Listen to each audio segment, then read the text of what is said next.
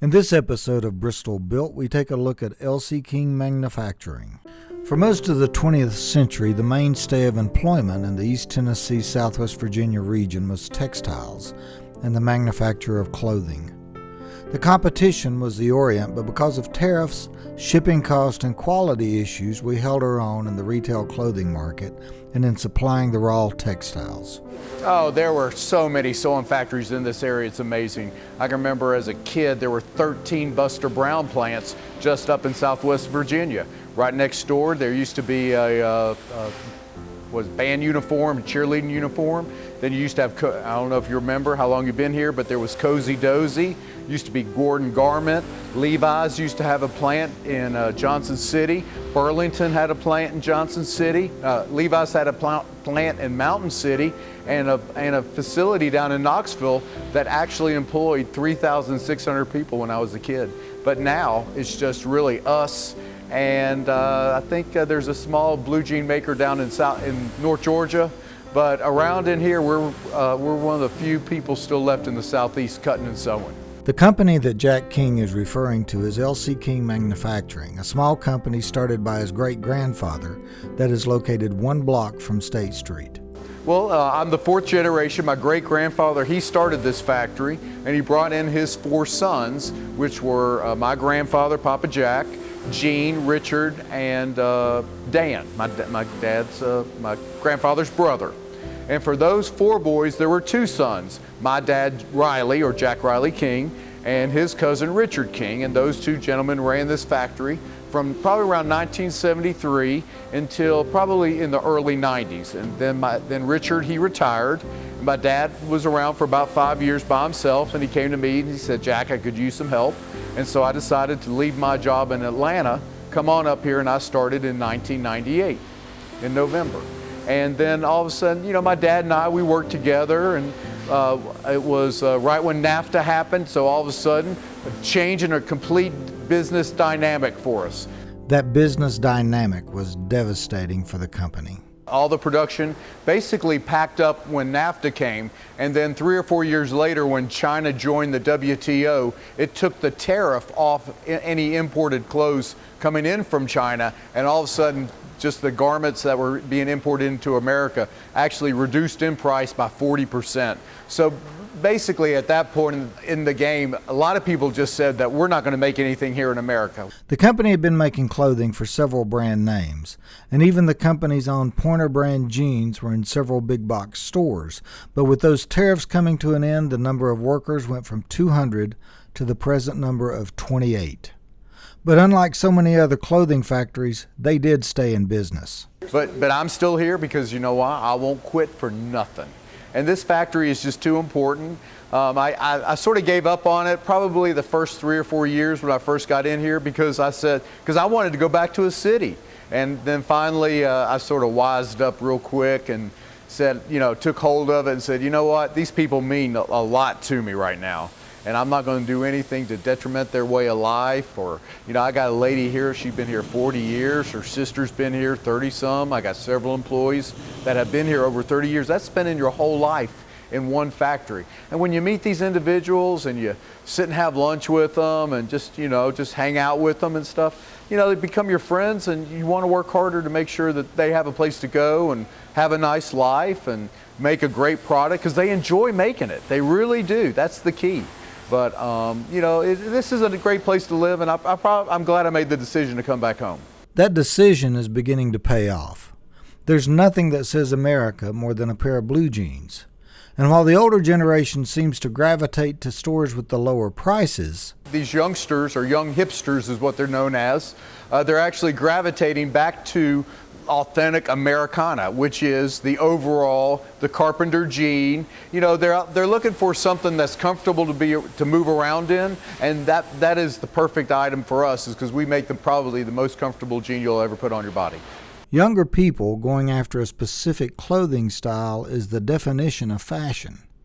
Could Bristol, the birthplace of country music, also be a center of fashion? The idea is not as crazy as you may think. On August 14th of this year, the New York Times published a story in their fashion and style section called "A Tennessee Clothing Factory Keeps Up the Old Ways." The story was about L.C. King Manufacturing. Yeah, we were really excited. We had the fashion editor named Kathy Horn come and see us, and she actually drove down for 2 days from New York City, and she walked in here and probably had never seen a sewing factory quite like this place, which is quite unusual. We're one of the last sewing factories in America. We are America's oldest cut and sew factory, still owned by the founding family here in the United States. And so Kathy came down. She spent 2 complete days. Actually, she didn't leave till 5:30 the second day. So that means she actually spent the night in Bristol that night and then drove back on home to New York. And from New York, then she left to go to Paris for all the fancy fashion shows and the couture shows. If you actually Google her image, you'll see her standing next to Karl Lagerfeld. You'll see her, she typically writes about Chanel, and these are really high-end labels in America or around the world. And also she writes a lot about a designer that we work with, Anya Watanabe, out of Japan. And that really was the hook for her to come down and see us, was to profile what we're making for Watanabe and the fashion house Comme des Garçons, which is really based out of Japan. High fashion usually means high quality. But if you're buying your jeans from a big box store, those jeans are not made in the United States. If you're like most of the consumers, you may notice those jeans don't last very long. The stores are beginning to take notice. Well, what happened was they heard from their customer. The quality that's coming out of China is not that good. The product that you get made in China, typically a lot of times when it comes into the States, has to be reworked. And then all of a sudden the shipping charges started eating everybody up. And then what happened was the Chinese labor market started demanding higher wages. And so then all of a sudden within the last year, we've seen a lot of domestic production come back to the United States, which has really helped us out. Jack King's great-grandfather wasn't making overalls for the fashion world.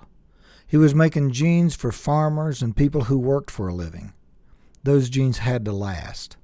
That kind of quality is hard to find nowadays. It seems if you get a few months' wear out of a pair of jeans, you're lucky. They're actually, what's happening is on all the different stress points is where they're actually pulling and ripping. And the reason is for 2 reasons. One is the quality of the denim that it's actually being cut and sewn out of. And the other thing is the quality of the craftsmanship and the sewing. And so those are 2 things that we focus on here at the factory at L.C. King, is that making sure that we have the best kind of denim that you can for workwear, because men and women wearing our clothes are moving around all day long. They're bending over, they're picking stuff up, sometimes they're getting grease on themselves, you know, they're up against machinery, or they're in the field. And so one of the things we had to do is we had to make sure we had a really great durable denim. And we have one that comes out of Lubbock, Texas. Now the second thing is the sewing that goes into making that jean. And we want to make sure that all the stress points are actually put together correctly. A stress point is where you have a natural pull to the garment. And so we have double reinforced tacks at those points. And typically our stuff just won't unravel. And I remember getting a phone call from a man recently that he complained that the price had gone up $5. And during this conversation, he was telling me that he had a pair on that he'd been wearing for 30 years. And I said, well, if they're going to last you 30 years, I think they're worth a little bit more. L.C. King is making clothing for a Japanese fashion brand, but they also have some fashion concepts of their own. I have found this individual who used to work with a brand called Nudie Jeans, N-U-D-I-E, and this guy is out of London, and so he's been here several times. We're actually planning a trip in 2 weeks all through the Carolinas, going over to Cone Denim, and we've developed a business model for a new high-end fashion brand jean that we can compete in the world, and we're going to have shirts, and just a bunch of different kind of components, all going to be cut and sewn in this factory. But this gentleman has come to me. He's got a pattern maker, he's got a creative consultant, and he's going to really just sort of, I guess the best word to say it is, fashion us up. And also we're going to start sewing what's called a premium line, premium denim. We'll be sewing what's called selvage, which is a unique kind of denim. That's the way the denim's actually woven. It's also, it's not wide cloth. The cloth when it comes off the roll are narrow. And so I'm pretty excited about it. This man has a proven track record. He's got a great formula for us. We've beaten this business plan up and down. And so I have full confidence that we're going to be able to pull it off, and we'll be launching next spring, so a year and a half from now. With this new brand that we're coming out with called LC King, we've actually trademarked that around the world. We've actually bought the domain name lcking.com and have now started to create a brand called LC King, which by this time next year, everybody will want to be wearing, because it is going to be one of the few jeans that comes out of the actual factory that sells the brand.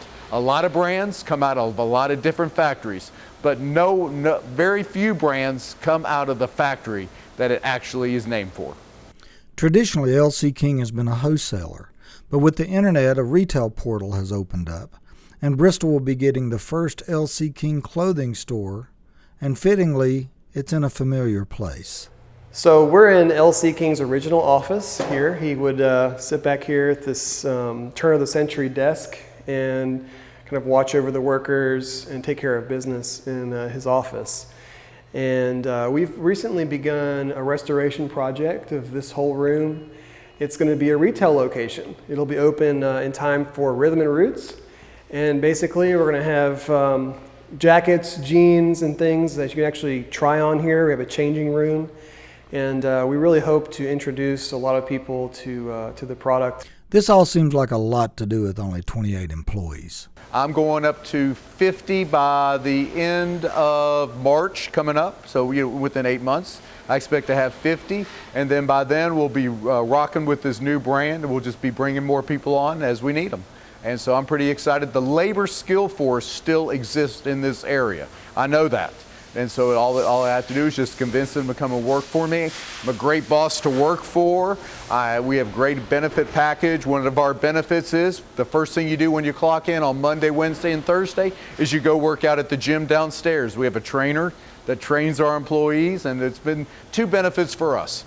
One thing is I have a healthier employee base, and two, it just basically builds a camaraderie of all the employees. They're actually physically participating in a team type atmosphere 3 days a week.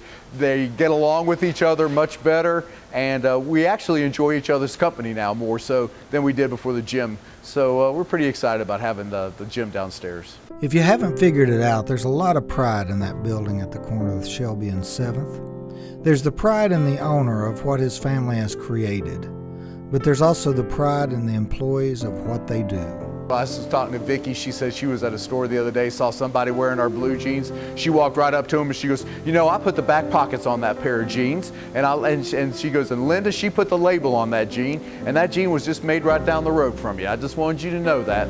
And I think the guy was sort of surprised that she actually walked up and told him that, "Hey, I made that clothing that you're wearing, and I'm proud of that." And so I think the guy had a new respect for us now. Made in the USA. Maybe it's coming back, and I couldn't think of a better place for it to start than Bristol, Tennessee.